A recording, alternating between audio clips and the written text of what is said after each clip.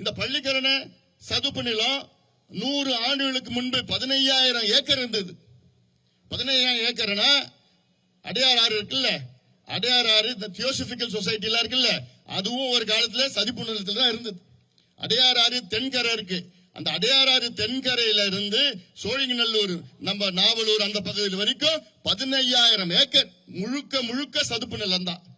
அதுக்கப்புறம் கொஞ்சம் கொஞ்சமா விவசாயம் பண்ணிக்கின்னு இந்த அடையாறு, இந்திரா நகர், பெருங்குடி அந்த பக்கத்துல அப்புறம் வீடுகள்லாம் வந்துடுச்சு. இப்ப இன்னைக்கு நமக்கு அங்க இருக்கிறது எவ்வளவு? 2,500 ஏக்கர் தான். 15,000 ஏக்கர்ல இருந்து இன்னைக்கு 2,500 ஏக்கர். இப்ப அந்த 2,500 ஏக்கரையும் அழிக்கிறதுக்கு திட்டமிட்டு இருக்கிறாங்க. மிகப்பெரிய ஒரு சூழ்ச்சி நடந்துட்டு இருக்கு. இந்த சூழ்ச்சி யார் செய்யறானா, அடுக்குமாடி கட்டிடங்களுடைய உரிமையாளர்கள். வேடந்தாங்களை விட 4 மடங்கு அதிக பறவைகள் எங்க வருதுன்னா பள்ளிக்கரணை சதுப்பு நிலத்துக்கு வருது. 4 மடங்கு அதிக பறவைகள். இது பெலிகான், வெளிநாட்டு பறவை. அது பிளமிங்கோ, பிங்க் பிளமிங்கோ. டிவில தான் நம்ம பார்த்தோம், நேஷனல் ஜியோகிராபியில பார்த்தா flamingo, pelican, white bill stork என்னென்னமோ பார்ப்போம். அத்தனையும் நம்ம ஊர்ல, நம்ம பகுதியில, சென்னையில இருக்கு. இன்னைக்கு போனாலும் இதெல்லாம் பார்க்கலாம். இது எவ்வளவு பெரிய ஒரு வரம் இல்ல? இந்த பறவைகள்லாம் நீங்க போனா ஆஸ்திரேலியா போனோம், சவுத் அமெரிக்கா போனோம், சைனா போனோம், ரஷ்யா போனோம், எல்லாமே உங்க வீட்டு வாசல்ல நிக்குது. ஆனா அதெல்லாம் நாங்க அழிக்கிறோம், நாங்க ஒழிச்சிடுவோம், எங்களுக்கு அது வேண்டாம்.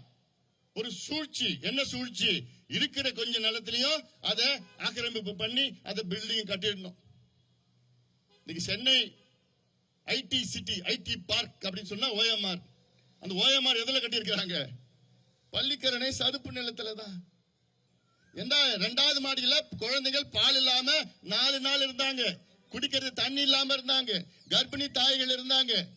பரிசல்ல நாங்க போனோம், போய் பால் கொடுத்தோம், குழந்தைகளுக்கு பால் கொடுத்து அந்த குழந்தை உயிரை காப்பாற்றணும்.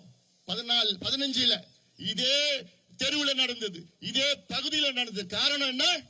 பள்ளிக்கரணை சதுப்பு நிலத்தை அழிச்சு அழிச்சு அழிச்சு இந்த தண்ணி அங்க போக முடியாத ஒரு சூழல். நமக்கு தெரிஞ்ச ஒரு பெருசு செம்பரம்பாக்கம் ஏரி எடுத்துக்க, அதான் பெரிய ஏரி சென்னை சுத்தி. அது 3.7 TMC கொள்ளளவு கொண்டது. அதனுடைய டிரைனேஜ் எங்க?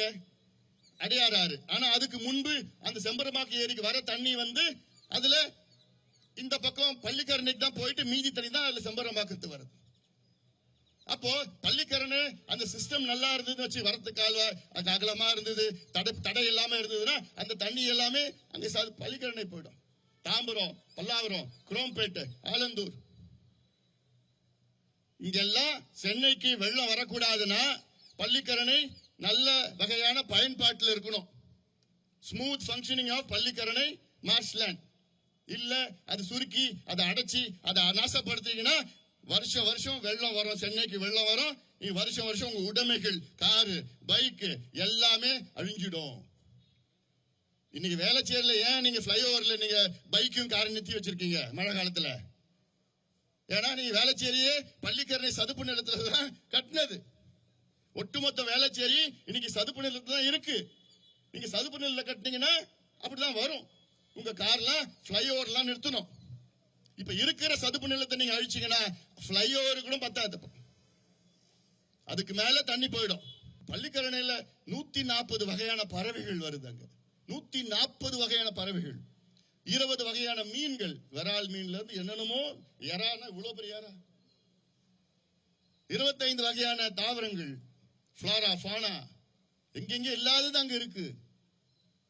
இப்படி இவ்வளவு நன்மைகள் வைத்திருக்கின்ற ஒரு மிகப்பெரிய ஒரு வரத்தை நம்ம அழிச்சு அழிச்சு சென்னையில நம்முடைய பசுமை தாயகம் தலைவர் அவர்கள் சொன்னது போன்று சென்னையில ஏற்கனவே 250 ஏரிகளை மூடிட்டாங்க.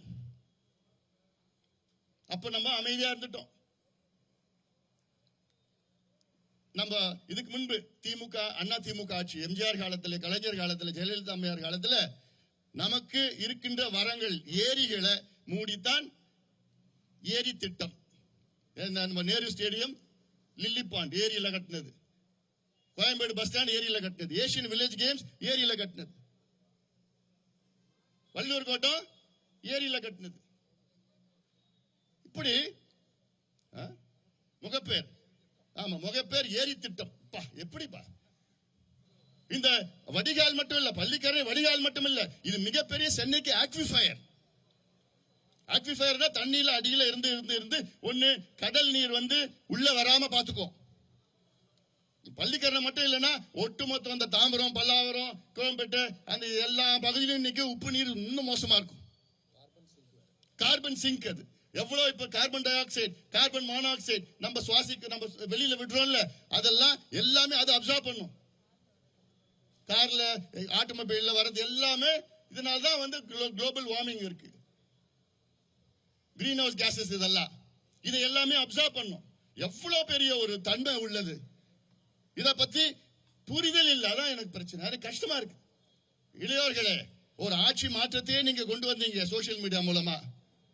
இந்த பள்ளிக்கரணை சதுப்பு நிலத்தை, இதனுடைய நன்மைகள், இதனுடைய பிரச்சனைகள், இது எப்படி பாதிக்கும்னு ரீல்ஸ் போடுங்க, பதிவு போடுங்க, நேரா பள்ளிக்கரணைக்கு போங்க, அத பாருங்க. பியூட்டிஃபுல் பேர்ட்ஸ், அந்த பேர்ட்ஸ் படம் எடுத்து போடுங்க. ஃப்ளோரா ஃபோனா அதெல்லாம் பண்ணுங்க. குப்பையை எரிக்கிறாங்க, அதை எடுத்துட்டு போடுங்க, ரீல்ஸ போடுங்க.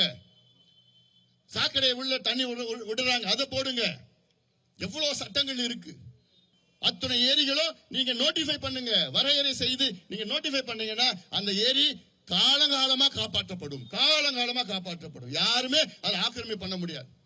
பள்ளிக்கரணையில நாளைக்கு நோட்டிஃபை பண்ணிட்டா குப்பையா கொட்ட முடியாது, கழிவு நீரை கொட்ட முடியாது, குப்பையை எரிக்க முடியாது, பில்டிங் உள்ள கட்ட முடியாது, ரோடு போட முடியாது. அப்படியே பாதுகாப்பாக இருக்கும்.